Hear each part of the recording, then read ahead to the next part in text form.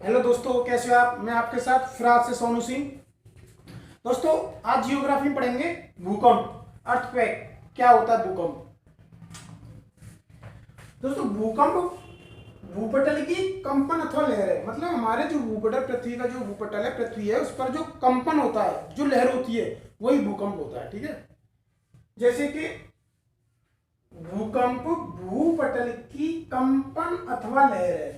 भूपटल है जो पृथ्वी पर जो कंपन होता है अथवा जो थोड़ी लहर आती है, उसी से भूकंप आता है, वही भूकंप होता है। जो धरातल के नीचे अथवा ऊपर चट्टानों के लचीलेपन, धरातल के नीचे, पृथ्वी के नीचे अथवा ऊपर चट्टानों के लचीलेपन या गुरुत्वाकर्षण की समस्थिति में क्षणिक अव्यवस्था, जो चट्टानों के लचीलेपन या गुरुत्वाकर्षण की समस्थिति, गुरुत्वाकर्षण की जो स्थिति है, उसमें क्षणिक अव्यवस्था, थोड़ी भी अव्यवस्था होने पर भूकंप उत्पन्न होता है।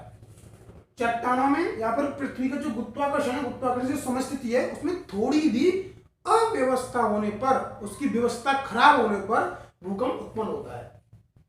दोस्तों, भूकंप के कई कारण हैं। नंबर एक, ज्वालामुखी क्रिया।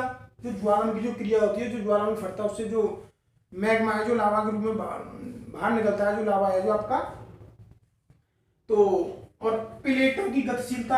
आपकी जो प्लेटें हैं, उनकी जो गतिशीलता में थोड़ी अव्यवस्था होने पर भी, पृथ्वी का अपने अक्ष पर घूर्णन, पृथ्वी का अपने अक्ष पर जो घूर्णन 3.5 डिग्री कोण पर झुकी हुई है, जो अपने अक्ष पर घूम रही है, घूर्णन कर रही है। पृथ्वी है जो आपकी दो तरीके से गति करती है, घूर्णन और एक परिक्रमण। ठीक है। और दोस्तों, जलीय भार, जो आपकी पृथ्वी पर 70% लगभग जल है, उसके जलीय भार के इन्हीं के अनुसार यही आपके कारण हैं जो भूकंप को उत्पन्न करते हैं। ठीक है। दोस्तों, भूकंपीय तरंगें, भूकंपीय तरंगें होती हैं वो दोस्तों 3 प्रकार की होती हैं। कितने प्रकार की? 3 प्रकार की। नंबर 1, प्राथमिक तरंगें, इन्हें पी वेव्स भी कहते हैं या प्राइमरी वेव्स। द्वितीय तरंगें, इन्हें एस वेव्स भी कहते हैं अर्थात सेकेंडरी वेव्स। और एल तरंगें। ठीक है। चलिए, सबसे पहले पढ़ते हैं प्राथमिक तरंगों के बारे में। प्राथमिक तरंगें, दोस्तों, प्राथमिक तरंगों को पी वेव्स भी कहते हैं। जो प्राथमिक तरंगें होती हैं, जो भूकंप पर सबसे पहले आती हैं, वो प्राथमिक तरंगें होती हैं, इन्हें पी वेव्स भी कहते हैं। इनका जो औसत वेग है वो 8 किलोमीटर प्रति सेकंड है। प्राथमिक किरणों का या प्राथमिक तरंगों का जो आपका जो वेग है वो 8 किलोमीटर प्रति सेकंड होता है। एवं ये सबसे तीव्र गति वाली तरंग होती हैं। जो प्राथमिक तरंग होती हैं, जो पृथ्वी पर जो प्राथमिक तरंग हैं, वो जो आती हैं वो तीव्र गति से आती हैं। ये 1 सेकंड में 8 किलोमीटर प्रति सेकंड, इनकी जो वेग गति है वो 8 किलोमीटर प्रति सेकंड है। ठीक है। अतः ये अनुदैर्ध्य तरंगें भी कहलाती हैं। अनुदैर्ध्य, साइंस में पढ़ा होगा, अनुदैर्ध्य और अनुप्रस्थ। अनुदैर्ध्य तरंगें को कहते हैं तरंग की गति की कंपन करने की दिशा माध्यम के कणों के कंपन करने की दिशा के अनुदिश हो, मतलब समांतर हो, वो अनुदैर्ध्य। और अनुप्रस्थ वो होगा तरंग की गति करने की दिशा, कंपन करने की दिशा के, माध्यम की जो कंपन करने की दिशा के लंबवत वो अनुदैर्ध्य होगा। तरंग 2 प्रकार की। ठीक है। जैसे आपकी प्रकाश की किरणें साइंस में, ये ठोस, द्रव, गैस तीनों में पार हो जाती हैं। आपकी जो प्राइमरी वेव्स हैं, प्राथमिक तरंगें, पी वेव्स हैं, वो ठोस, द्रव तथा गैस तीनों में पार हो जाती हैं। तीनों अवस्थाएं, जो ठोस तथा द्रव तथा गैस तीनों अवस्थाएं, तीनों में पार हो जाती हैं। किंतु इनका वेग ठोस में अधिकतम व गैसों में न्यूनतम होता है। जो प्राइमरी वेव्स हैं आपकी, इनका जो वेग है वो ठोसों में अधिकतम होगा और गैसों में न्यूनतम होगा, मतलब ठोसों में अधिक होगा। ठीक है। यही है दोस्तों प्राइमरी वेव्स। अब पढ़ेंगे द्वितीयक तरंगें, सेकेंडरी वेव्स। दोस्तों, इन्हें एस वेव्स भी कहते हैं। क्या कहते हैं? एस वेव्स भी कहते हैं, सेकेंडरी वेव्स। एवं ये ठोस माध्यम से ही गुजर सकती है। मतलब ये द्रव गैस माध्यम से नहीं गुजरेंगी, ओनली सिर्फ सेकेंडरी तरंगें हैं, जो आपकी द्वितीयक तरंगें हैं वो सिर्फ ठोस माध्यम से ही गुजरेंगी।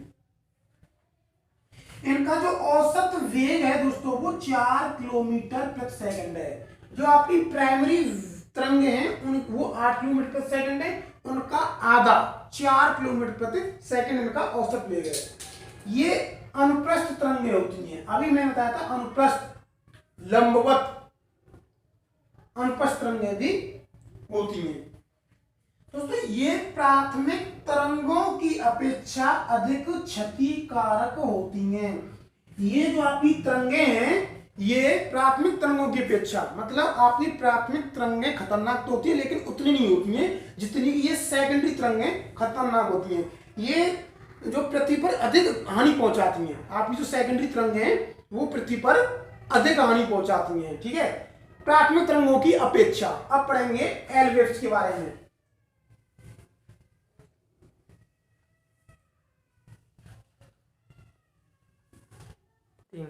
चलिए दोस्तों अब पढ़ेंगे जो तीसरा प्रकार है आपका एल तरंगें।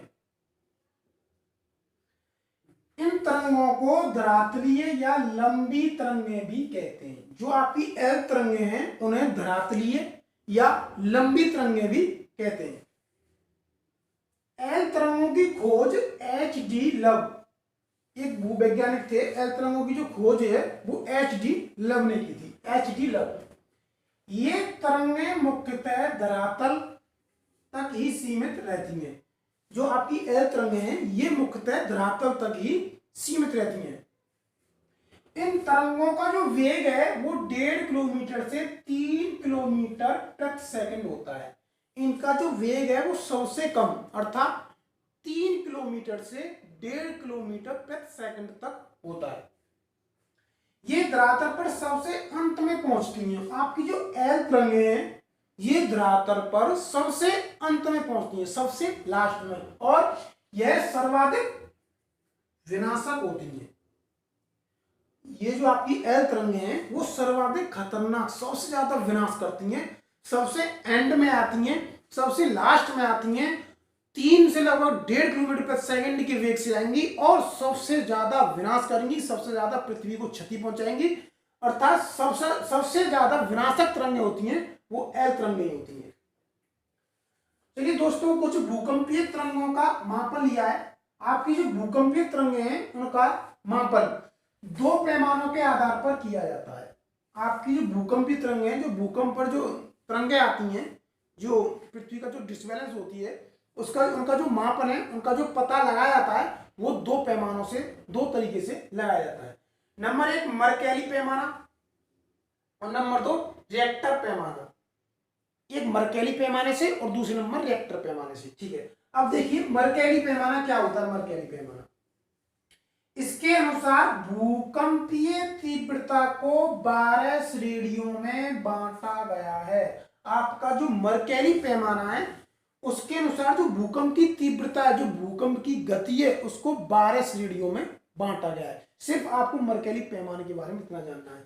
अब पढ़ेंगे रिएक्टर पैमाना। क्या होता है ये रिएक्टर पैमाना?